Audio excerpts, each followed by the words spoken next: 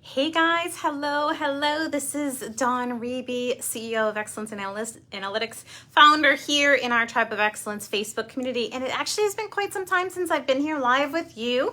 We've been doing a lot on YouTube lately, but I wanted to come here and just chit chat a little bit with you about how your diet actually impacts stress. Now, we think about all this stress in our lives. We think about, challenges and stressful things, but have you ever thought about how what you eat actually contributes or helps stress, right? So we're going to talk a little bit about how the food that you eat, maybe you have it at your desk analyst or supervisor. We talk a lot about stress reduction here. We talk a lot about reducing, your workload and taking the pause and all that stuff.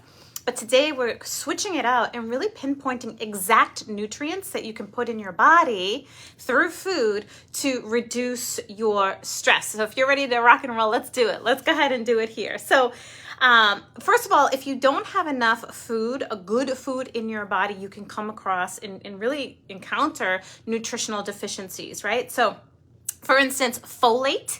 The folate actually impacts your mood.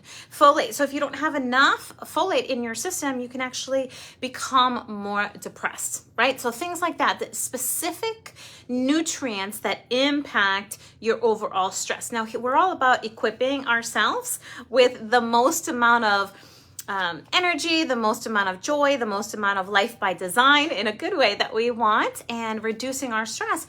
But now let's talk about how food can actually reduce stress or increase it. So folate is a great example. If you don't have enough folate in your diet, then you can go ahead and, it can change your mood. You can get more stress. So if you would say, Dawn, how do I have put more folate into my body, right? We're talking about asparagus, right? There's good uses for asparagus, spinach, avocados. Those are all very high in folate. So spinach, avocados, hello, welcome. I'm glad you guys are popping on here live. And if you're listening to the replay, let me know that you're here as well. So specifically, asparagus, spinach, avocados, and eggs, those are going to give you folate, right? So when you're saying to yourself, oh, I feel like I'm sinking into depression, you might be lacking, right? You might be lacking, maybe sinking into a sadness, right? You might be lacking folate, right? Hey, Kerwin, good to see you. Alexis, I'm glad that you're here watching too. And I see some of you guys popping on here. Wonderful. So we're talking about how the food you put in your body actually impacts your stress levels and what foods to eat that contribute to reducing stress levels, right? So not just the finding the pause and all that stuff that we preach, but really, thank you, but really, what specific foods can we put in our bodies that reduce stress? So I've given you 4 right now. So sometimes when we have low folate, we can really have, or other nutrient deficiencies, we can use food to better support us and reduce our stress. So things like asparagus, things like avocado, things like the eggs and the spinach, those are high in folate, and those are going to help really shift your mood, right? So what kind of things fight stress? Anyone with stress here? So if you're a teeny bit stressed and you're like, Dawn, I'm doing all the work-life harmony stuff that we talk about here, and I'm finding the pause and I'm really working through things, and I need a little bit more. We're giving it to you right now. So go ahead and put in the chat if you are challenged with some stress in your life that maybe you think food might play a role in it. So we got the eggs, asparagus, spinach, and avocados. Yes, and yes. Those are high in folate, and they actually improve your mood. So what other things can help you fight stress? Well, first of all, omega-3s, fatty acids. Those are yummy for you, okay? So there's so many good omegas all the way. And if you don't already have an amazing company, you can go to excellenceinalytics.com, and under recommendations, I have a link in there to my favorite omega, because you want super quality. You don't want junk, right? If you have your own omegas, great.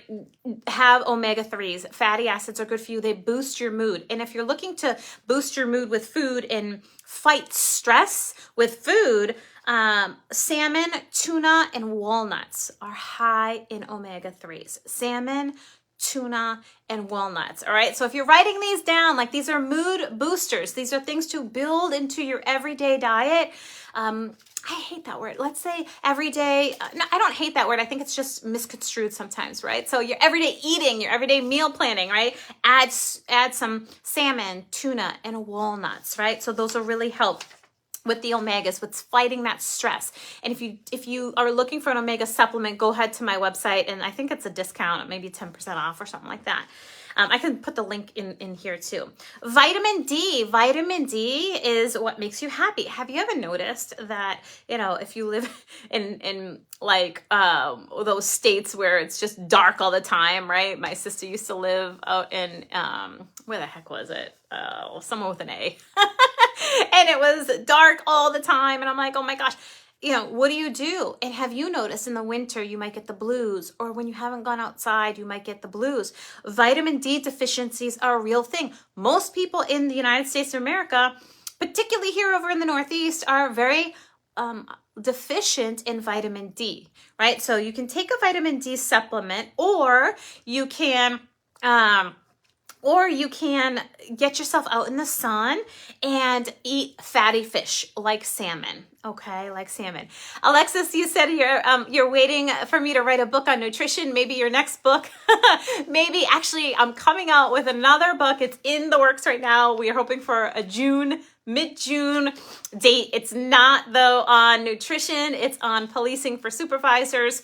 So, but if you're looking for a nutrition, some help with nutrition, we can definitely support you in that way. For sure. And at dawnreby.podia.com, there's some holistic guides that are free. You can just download them and get started. But, going to nutrition school, studying nutrition, wellness, and all this, there's lots of tools that I could share with you to be very specific to your needs. So I get it. But I'm gonna give you some of them right now. Okay. So we talked about the eggs, asparagus, spinach, avocado for folate. That really boosts your mood. We talked about salmon, tuna, walnuts, and an omega supplement for your omega-3s, your fatty acids that are really good for you, right? Vitamin D, get out in the sun. And again, the fatty fish, fat is not bad for you, right? If you eat it in a well way, right? Fatty fish is not bad for you. So salmon, don't eat it every day, right? Maybe twice a week, maybe 1 to 2 times a week, depending on what kind of other fish you have. Kelp, I have kelp flakes that I kind of sprinkle on different things. And so anyone here with a thyroid issue who's looking to boost some of the thyroid, you can go ahead and sprinkle some kelp on there and it'll help support your thyroid. So Alexis asks, what causes craving, like snacking a lot? So it's a great question. And there's a couple of things that cause cravings, but the number one thing that causes cravings is sugar. When you incorporate sugar into your diet, when you are eating sugar, purposefully or not, if it's built into some ketchup or something that you're eating, that's gonna spike your insulin, right? And then it's gonna crash your insulin. And when it crashes your insulin, then you start to have these cravings and your body wants more, probably sugar and carbs at that point, right? So the best solution I have for eliminating carbs is to for eliminating cravings is to really crowd them out by adding in all of these satiating foods, right? Adding in all of these foods that are going to build your nerves. I know for me, I have my biggest cravings when I'm like overworked, right? Like if I've sat too long or worked too long, I just want to reach for some chocolate and pop it in, right? And so tell me, Alexis, when do you have your biggest cravings, right? Is it after lunch? Because that would probably help us determine exactly what's causing your craving. Really depending on the time of day, you might have some better answers. So go ahead and plug that into the chat. Fiber. So you want to have fiber. If you don't have enough fiber in your diet, like Alexis, we're talking about here, if you have a lot of sugar in your diet and not enough fiber in your diet, you're not going to be as full and as satiated, and you're going to be craving all that kind of comfort food and that junk food. I will tell you the worst, my daughter is 11 and she says, when she starts becoming a young girl, right? She's like, oh, I get to eat chocolate. And I said, no, that's a myth. That's a myth to put that into your body when your body's working really, really hard, to do the processes. So the best thing you can do is, one, reduce the amount of sugar by crowding it out, and two, balance your hormones. Those are the two biggest things. And so for folks who are looking to do either one of those things, I'm happy to help you on your journey. So for fiber, you want to build in fruit and avocado. Now, avocado is going to be really good for you, but be careful. You don't want to eat a whole avocado. You want to eat it in small pieces, right? Oh, you crave chips a lot. And so, it might be the saltiness that you're craving. So I wonder if you have maybe some kind of salt deficit or some kind of magnesium deficit if you're constantly craving salt, right? So that might be something to look at. And, I do whole, like a health intake. So, we're just kind of shooting stuff off, but we really have to dig in to see exactly what was the cause for you. But I would say sometimes I like to check the magnesium if you are craving chips a lot. All right. So fiber, you want to add avocado, and I put fruit in here, but the reality is, you want to have fruit, but you don't want to have fruit all day long. Like, you don't want that to be the main source of your caloric intake. You want to have fruit that's high in fiber. You want to have fruit that's low glycemic index, like goji berries, raspberries, blueberries are filled with antioxidants, and so when you get to things like bananas and mangoes, that is certainly good for you in small doses, right? In small doses. So be careful about the fruit. Calcium can also contribute to your stress level, right? And so if you have low calcium, your bones are not as strong. You don't have the same amount of energy or enough energy, really. And so things that you want to eat. So we're all about nutrition here right now. Today we're all about reducing your stress with food, with quality food, right? And we can talk about balancing hormones. That's actually coming up this summer. We're going to be talking about sugar metabolism and balancing your hormones, right? Which I think will be very helpful. So to increase your calcium, almonds, sesame seeds, tofu, kale, very high in calcium. So some of you might say, well, I just want to have a glass of milk, and you can do that, right? But the challenge with milk is there's enzymes in the milk that don't often mix well with humans. And so we can get bloated and we can get inflamed. And so a lot of times if folks are feeling that way, some other paths to calcium would be almonds, sesame seeds, tofu, kale, things of that nature. Iron is a big one. You might feel very low energy. Is this resonating with anyone here? Are you all like, oh my gosh, I'm going to start eating almonds? Like 6, not 26, okay? Like a handful. And I would say, Alexis, to answer your question from earlier, the more consistent you are with putting good quality food in your body, the less likely you are to do those hormonal and sugar crashes, right? So having, a quality diet that incorporates all of these yummy things. I have a ton of wonderful recipes that can really get you going, all right? So iron really is related to your mental health. There's a direct connection between iron and your mental health. So if you're low in iron, you're kind of a little spacey, you're not feeling yourself, right? You have low energy. Iron's a big deal to be deficient in. So you don't want to be deficient in iron. Now, what I see some people do is I see them take iron pills to increase their iron. The problem with doing that is that when you have too much iron in your body, you need more fiber in your body to break it down. Oh, Alexis, you're anemic. So that makes a lot of sense, right? So being able to say, I might be low in iron. How do I improve that? So your doctor's probably having you take some kind of iron pill right now. Even more so, you need fiber, right? So when you're low in iron, you want to increase your energy. You're probably feeling lethargic. You're probably not having a lot of energy. You probably are really sinking sometimes, and just it affects your mood, right? To have low iron. So having a good quality iron level in your body is going to improve your mental health. It's going to improve your energy. It's going to improve your joy, right? All of those things. So how do we get it in our bodies? With food. right?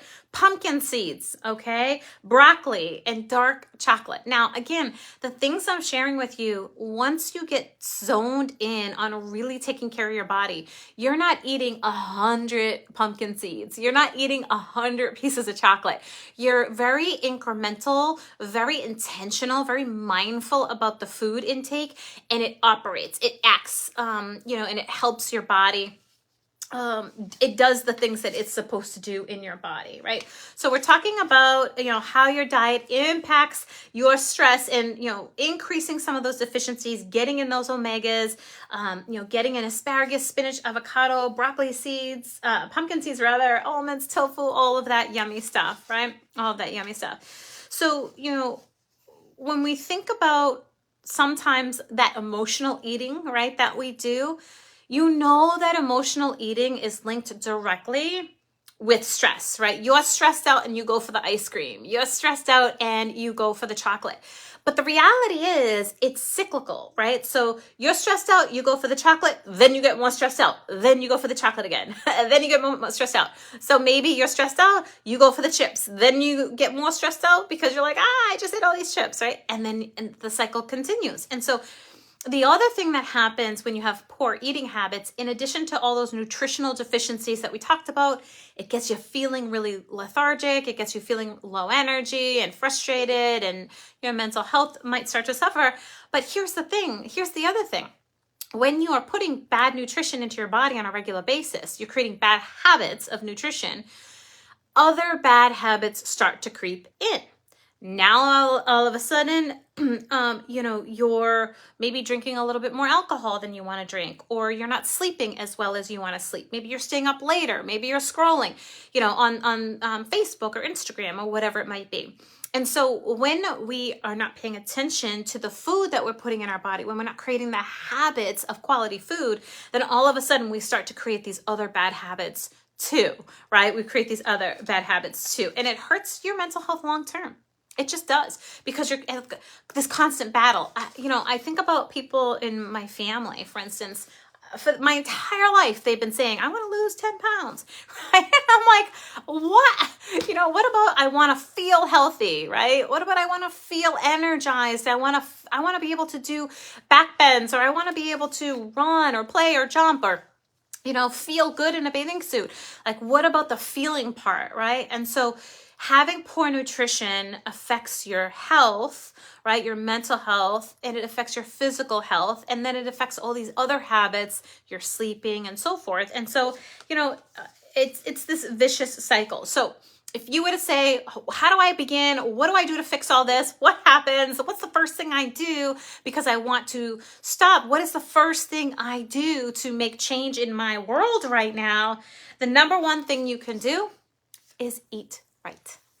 The fuel that you put in your body is the number one indicator for disease, for mental health illness, for other patterns of bad behavior. The food that you put in your body, that you nourish your body with, either you're nourishing or you're destroying. Either you're nourishing or you're destroying, right? And so, and I sometimes destroy too. This is not like a black and white kind of thing, right? Like sometimes, I had 3 little Hershey Kisses today, right? But I remember the days when I would pound 15 Hershey Kisses, right?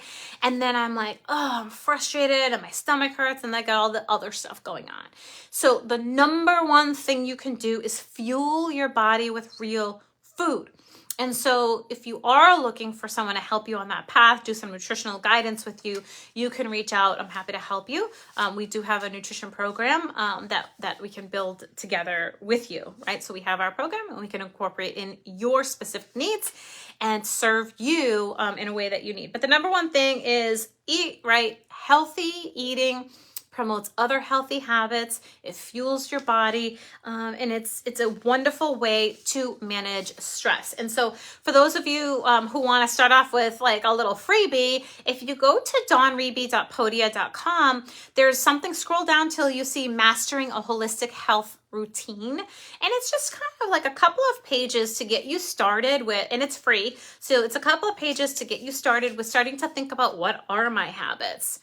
I mean, if you're saying to yourself, holy crap, like I've been really going downhill. In January, I said I'd be squared away by May. And now it's May and I'm like, I'm not squared away. And we do this to ourselves all the time, right? And so, you know, first of all, don't beat yourself up, right? Incorporate some of the foods that we talked about here today. Incorporate some of those foods that we talked about today to really reduce your stress. The asparagus, the almonds, the, you know, sesame seeds, tofu, kale.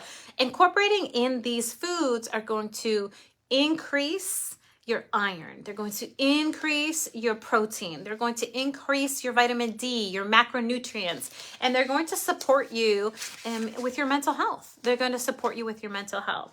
So I wanted to share that with you all today to really talk about how we can put food into our bodies in a way that really supports us as we are working at our agencies and really, you know, being the healthiest people we can be. I have a couple of other things to share with you. Number one, if you haven't already got the first book, Bigger Than Data, go ahead there. I'll put the link. It's excellenceinanalytics.com. And there's a really great video that we had someone amazing put that together for us. And so, you know, grab that book. The second book, if you're a supervisor and you're building a function, you're building leadership, analytical function at your agency, that book is coming out in just I want to say mid-June. So that'll be available to all of you. It is a how to build analytical capacity.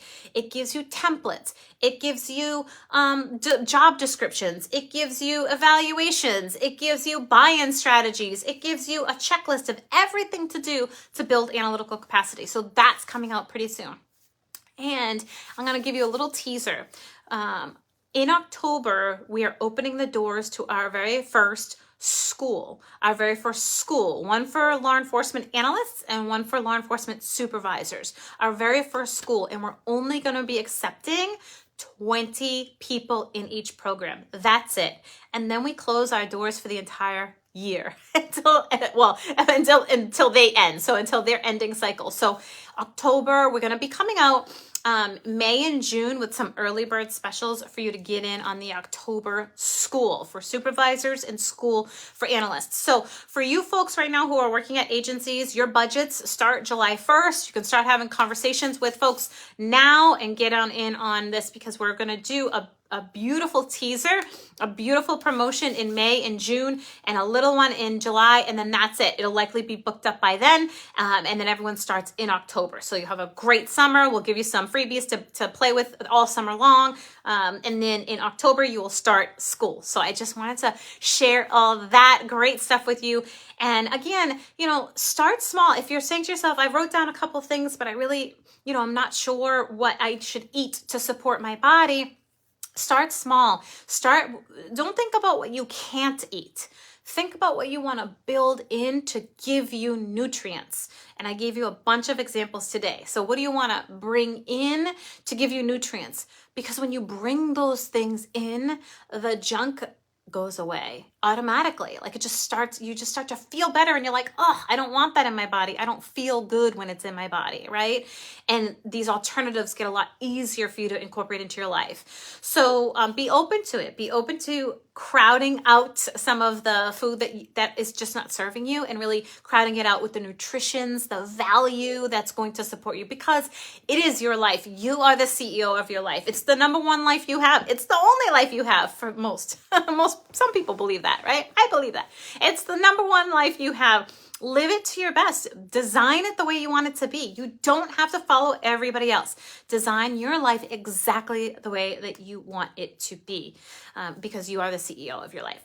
All right, we'll see. We'll be popping in here. And if you haven't checked out our YouTube or our blogs, I'll plug in some of those links into the comments so you can take a peek over at what we've been doing.